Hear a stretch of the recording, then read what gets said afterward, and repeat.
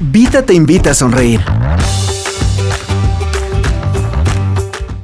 Saludos y bienvenidos. Hoy desde Barcelona, España, hacemos un encuentro especial con Alex Rovira, quien es un experto, diría yo, en discernir y ver nuestra realidad, que nos permite leerla de una manera tan rica y tan distinta que creo yo que hay que hacer esfuerzos para compartir sus conocimientos. Y por eso vale el viaje y por eso vale venir hoy a estar con él para compartir ciertos temas importantes para los padres, para nuestros hijos.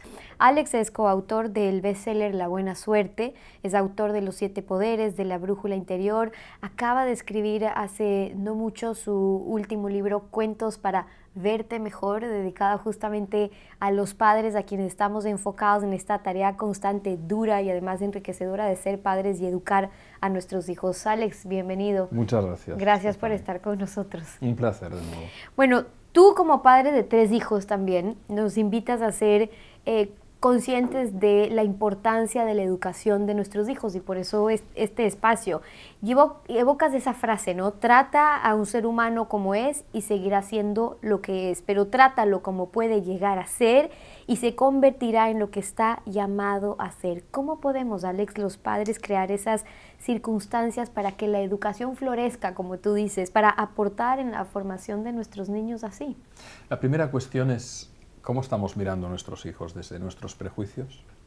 ¿Cuántos padres y madres, con buenas intenciones, por supuesto, pero tratan a sus hijos no tanto como una personita que tiene su naturaleza propia, su singularidad, sino muchas veces vienen a compensar sus frustraciones? Yo cuando acompañaba a mi hijo a ver en sus partidos de fútbol, veía a algunos padres que estaban ahí para animar al equipo y para, bueno, si ganaban bien y si perdían, ya aprenderían. Pero otros veía en ellos una frustración enorme, incluso machacando, humillando, criticando al hijo. ¿Era por el hijo o por la propia frustración del padre? Lo primero es descondicionar a nuestros hijos y dejar que ellos sean quienes son. ¿Cuántas personas han acabado haciendo una carrera que no querían hacer? ¿Cuántos abogados, economistas, médicos hay que en realidad no era su vocación, que su vocación quizás era ser periodista, o jardinero, o actor, o músico, o explorador, o fotógrafo? No, con eso no te ganarás la vida. No sabemos. En realidad no sabemos. Yo creo que lo primero es respetar no solo a cualquier persona, por supuesto a nuestros hijos, comenzar por el respeto y por la observación de sus dones, de sus talentos naturales y por el respeto a su singularidad. Lo que pasa es que muchas veces los sistemas educativos son como una especie de molde por el cual todos tenemos que pasar y salir con el mismo patrón. Y eso hace que niños y niñas que tienen dones extraordinarios sean excluidos o considerados raros porque no encajan en ese patrón. Amar, decíamos, es la voluntad de comprender la singularidad del ser amado. Precisamente de eso se trata, y más cuando hablamos de nuestros hijos. Comprender la singularidad del ser amado. No ponerle lo que nosotros creemos que es. Tú le das mucha importancia a esa mirada apreciativa, como tú le llamas, ¿no? Esa mirada de aquella persona. Y de hecho ponías el ejemplo, ¿no? Siempre hay una persona que todos podemos recordar como aquella que nos vio distinto, aquella que hizo algo que inspiró en nuestra vida. Pero, ¿cuánto están pesando esas miradas o esas miradas equivocadas hoy en nuestros hijos? Pesan mucho y actúan como condicionamientos, como falsas atribuciones. Serás como tu tío, eres como tal, eres torpe, pareces un oso. Atribuciones que el niño vive como una programación, como algo que nutre su sistema operativo, o esos mandatos: no lo hagas, no lo logres, no te acerques, no lo intentes, no pertenezcas. Recordamos a aquellas maestras y maestros y aquellas abuelas, abuelos, tías, tíos, que nos trataban con ternura, que nos dejaban en paz, que nos dejaban explorar, que nos reconocían. Es ahí donde hay un anclaje en la memoria del amor. Y es ahí donde tenemos esos referentes que cuando somos adultos, consciente o inconscientemente, llevamos en nuestro interior y que nos permiten ser personas. Yo creo que no nos hemos dado cuenta todavía de la importancia que tiene esa mirada apreciativa. Que insisto, la mirada apreciativa, y te lo dije en otra conversación que tuvimos, no implica renunciar al pensamiento crítico. No, yo veo que mi hijo a lo mejor tiene ciertas torpezas, como las tengo yo, pero me concentro en sus bondades, me concentro en sus singularidades. Qué bien sabe dibujar, qué observador es, cómo le fascina la naturaleza, qué amor tiene por los animales. Ahí hay una vocación. Vocación viene de llamada del corazón, vocare. Observemos sus talentos naturales, observemos sus vocaciones, observemos y respetemos eso, porque ahí puede florecer precisamente esa singularidad que le permite al día de mañana, siendo quien es, tener un lugar de plenitud en la existencia. Ahora, cuando esa mirada que tenemos hacia nuestros hijos condiciona también la posición que podemos tener nosotros, pero que pueden tener ellos también ante la vida, tú dices, bueno, nuestra postura existencial manifiesta todo este sistema de creencias que venimos, por cierto, arrastrando, ¿no? Pero, Alex, ¿cómo lograr que aquello que consciente o inconscientemente venimos arrastrando desde el pasado, esos dolores que nos, esa mochila que seguimos cargando, no traspase a nuestros hijos? Sí, bien traspasar las virtudes, pero también esos prejuicios. Tú me explicas cómo, pero ¿cómo lograrlo? Trabajándote, cuestionándote, buscando un buen terapeuta, buscando un buen coach. Habrá quien lo podrá hacer leyendo libros y en un ejercicio de autoanálisis y reflexión. La postura existencial la definimos como aquello que creemos en tres universos: lo que yo creo sobre mí, lo que yo creo sobre ti y lo que yo creo sobre la vida. Eso es la postura existencial.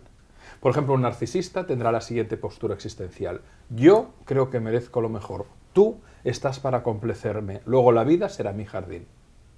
La postura existencial de una buena persona quizás sería esta: yo procuro dar lo mejor de mí, porque al hacerlo invito a que tú des lo mejor de ti, y en consecuencia las posibilidades, las circunstancias nuevas que emergerán en la vida si entre los dos damos lo mejor, son inimaginables. Las creencias que tenemos en el ámbito del yo, del otro y de la vida solo aparecen si las cuestionamos por convicción o si la vida nos lleva a una situación de crisis. La crisis nos lleva a cuestionarnos nuestras creencias. Yo estaba equivocado sobre lo que yo creía del otro y de mí y de la vida. Entonces, ¿para qué esperar a tener que llegar al sufrimiento? Y sobre todo, traspasar un sufrimiento innecesario si yo, aquí y ahora, puedo hacer un ejercicio de reflexión. Fíjate, y esto lo relaciono con la entrevista que me hiciste en relación a las organizaciones y a la dimensión profesional, que yo creo que nos han enseñado a pensar muy bien sobre nuestros oficios, cómo hacer un buen guión, una buena entrevista, cómo hacer una buena producción. Hay personas a las que se les enseña a pensar en términos de producir eficientemente el producto que sea, hacer una buena acción de marketing, pero no se nos ha enseñado a pensar sobre nosotros mismos. No se nos ha enseñado a reflexionar sobre la vida. Ese ámbito de pensamiento que ponemos para hacer un buen café, para tener un buen diseño del hogar, para tener un buen proceso de producción empresarial, no lo aplicamos en pensar nuestra propia vida. Y esa es la clave del cambio y de la transformación. Si queremos liberar a nuestros hijos de nuestros condicionamientos, lo primero que tenemos que hacer nosotros es ver cuáles son nuestros condicionamientos. Hoy yo diría que hay quienes están dispuestos o quieren tirar la toalla por la educación en valores, porque ven que sus hijos ya están expuestos a una nueva cultura, al internet, a las redes sociales, esa exposición que dice, bueno, ya total saldrán a la vida y verán todo lo que hay, seguir insistiendo en ciertos temas, los lleva quizás derrotados en la educación con los hijos. Pero yo te escuché mencionar ese aforismo de si, aunque nada cambie, si yo cambio, todo cambia. ¿Tú sí crees que cambiando solo en nuestra casa, desde la educación a nuestros 2, 3, 4, 5 hijos, podemos recuperar una crianza en valores? Es muy simple, Stephanie. No prediques, tu hijo te está mirando. Punto. Al niño no se le dice. Las cosas no se dicen, se hacen, porque al hacerlas se dicen solas. El niño no aprende por lo que le dices. Si tú al niño le dices, deja la tablet, y te ve todo el rato con el móvil. Dice, mamá, papá es un incoherente. Están locos estos adultos. Por lo tanto, el niño no funciona tanto a partir de lo que se le dice, sino de lo que observa. Ahora bien, cuando ve que la contradicción es continua, acaba integrando la narración de lo que se le dice, aunque observe lo otro. Y ahí está el inicio de la locura. Dices que a un nivel cognitivo amar es esa voluntad de comprender, pero en un nivel cognitivo, hablemos también comportamental, amar es cuidar, es permitir esa realización del ser. Como padres nosotros, Alex, ¿cómo podemos aproximarnos a cada singularidad de la que tú hablas, de cada uno de nuestros hijos, para crear esas relaciones de confianza que son tan necesarias? A los hijos se los tiene que criar a besos. A los hijos se los tiene que criar a abrazos. Creo que hemos menospreciado la... ¿Qué hacen los mamíferos superiores? Juegan, se miran, se tocan, se sacan los piojitos, dedican largo tiempo al contacto físico, al juego, hacen actividades compartidas. Dedicamos tiempo a eso. A mí cuando me dicen, no, lo importante es, aunque tenga poco tiempo, que el tiempo sea de calidad. No, no. Nuestros hijos necesitan tiempo de cantidad y tiempo de calidad. Cronos y kairos, las dos cosas. Y muchas veces el hecho de que el vínculo con ellos sea fuerte no pasa tanto por racionalizar o cognitivizar las cosas, sino por estar juntos en manada y cocinar juntos, e ir a comprar juntos, y barrer juntos, y limpiar el jardín juntos, y cepillar al perro juntos. Y si le da pereza porque está con la tablet, lo haces porque yo te lo digo, porque soy tu padre. Todo ser humano, en su sano crecimiento psicológico, tiene que integrar 3 principios. 1. El principio o sentido del deber. Las cosas se tienen que hacer. Tienes que hacerte la cama, tienes que lavarte las manos, cepillarte los dientes, tienes que ducharte, tienes que peinarte, tienes que saludar con corrección. Deber. El principio del placer, porque si solo se habla del deber, la cultura del esfuerzo, los mejores maestros que hemos tenido nos invitaban al esfuerzo desde el placer, desde la alegría, pasarlo bien, reír, jugar. Y luego el principio de realidad, no engañarnos, no mentirnos, no caer en incoherencias, que te digo una cosa y hago otra, pero luego a ti, niño o hijo, te pido que hagas lo que no observas en mí. Deber, desarrollar la figura de una ley interna, realidad, de una conciencia potente, placer, de la alegría que da sentido a la vida. Tenemos que trenzar estos 3, y como padres tenemos que ser ejemplo de esos 3. Esos padres que no saben decir que no a sus hijos, o que no les dicen porque les sabe mal frustrarles, están impidiendo que sus hijos el día de mañana puedan saber decir que no a aquellos que les quieran invadir, a aquellos que les quieran violentar. El padre o la madre que no sabe poner un límite a sus hijos impide que el niño y la niña integren la capacidad de poner un límite luego al mundo a aquellos que los pretenderán vulnerar. Por eso es tan importante que tomemos conciencia que los niños no aprenden de lo que decimos, sino de lo que hacemos. Y que en ese hacer tenemos que nutrir el sentido del deber, el principio del placer y el principio de realidad. Ya hemos hablado, Alex, en otras ocasiones de la economía de las caricias, pero sí, creo que en los hijos se aplica aún mejor y es fundamental, porque me gustaría que lo podamos explicar. Cuando un niño que está tan necesitado de las caricias, ya nos cuentas tú por qué, empieza a actuar o buscar esa atención para empezar a recibir esas caricias negativas. ¿Cómo es eso? ¿Por qué los adolescentes se rebelan? Muchas veces. O y además pequeñitos. ¿Qué es un grito? Una palabra intensa. ¿Qué es un cachete? Una caricia intensa. Aunque pueda sonar contradictorio, es así. Cuando el niño o la niña no sabe cómo obtener tu mirada, tu mimo, tu abrazo, tu beso, tu palabra, pone en marcha comportamientos disfuncionales, se rebela, hace gamberradas, rompe cosas, para tener tu atención. Entonces, cuando tú te enojas, le gritas, ya lo tiene, ya tiene lo que necesita. Mamá me está mirando y me está gritando, me ama. Pero él no es consciente de eso, es un mecanismo de supervivencia.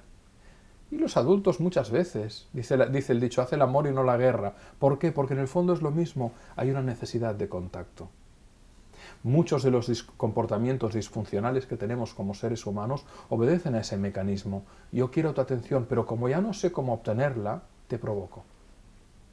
El adolescente que se revela y provoca lo hace porque muchas veces no es consciente, pero echa en falta la presencia del padre y la madre que se están ganando la vida, pagando la hipoteca o a lo mejor pasando el tiempo tomando una cerveza en el bar cuando tienen un hijo en casa que les necesita y les quiere. Por eso, cuando no sabemos cómo hacer para obtener un reconocimiento positivo, ponemos en marcha muchas veces comportamientos inconscientes para tener un reconocimiento, aunque sea negativo, pero al fin y al cabo reconocimiento. El gran dilema de los padres muchas veces es ¿qué hago para que mi hijo me escuche? Yo siempre insisto en esta pregunta porque es algo con lo que están lidiando los padres constantemente. ¿Cómo lograr que me escuche lo que yo tengo que decirle? Y a mí me encanta cuando tú les contestas y les dices, bueno, ¿por qué no mejor arrancas por quedarte tú un momento en silencio y escuchar lo que ellos tienen que decir? Sí, a mí muchas veces me dicen, Alex, ¿tú qué le dirías a mi hijo adolescente? Yo le diría, yo también he tenido y tengo. Mis hijos tienen 23 años, la mayor, el segundo tiene 20 y la menor tiene 14. Y cuando me dicen, ¿qué les dirías? Yo muchas veces digo, no les diría nada, simplemente les escucharía, que es probablemente lo que como adultos no hacemos. Es decir, estamos tan orientados venimos de un sistema, de un método de formación prusiano, que se creó hace casi 3 siglos con una finalidad, con una doble finalidad. Crear mano de obra productiva y sumisa, barata, y soldados sumisos que fueran carne de cañón. Asignaturas compartimentadas, 1 hora, campana de inicio y de cierre, no hay visión sistémica, estabulados, como si fuéramos pollitos de corral, escuchando a alguien que dice la verdad, que yo memorizo, y cuanto más fiable soy evocándola, mejor alumno soy. ¡Qué confusión! ¿Dónde está el trabajo en equipo? ¿Dónde está la escucha? Lo que nos hace humanos es la palabra, y la palabra tiene 4 habilidades: leer, escribir, escuchar y hablar. Nos enseñan a leer y a escribir, no nos enseñan a escuchar ni a hablar, ni en la escuela ni en casa. Y a escuchar se aprende escuchando y sintiéndote escuchado, y a hablar se aprende viendo cómo te hablan los demás. Si nuestros hijos queremos que nos escuchen, escuchémosles. Es así de simple, cosa que muchos padres no hacen. Con esa última reflexión los quiero dejar. Esperamos que esto les sirva a ustedes tanto como a mí. Alex, como siempre, placer, un deleite Stephanie, conversar un placer. contigo. Y gracias por haber venido a Barcelona. A ti por La habernos... próxima me dirijo yo a tu bello país. Me encantará tenerte en Ecuador. Ahí estaremos. Te espero. Y con ustedes será hasta una próxima oportunidad.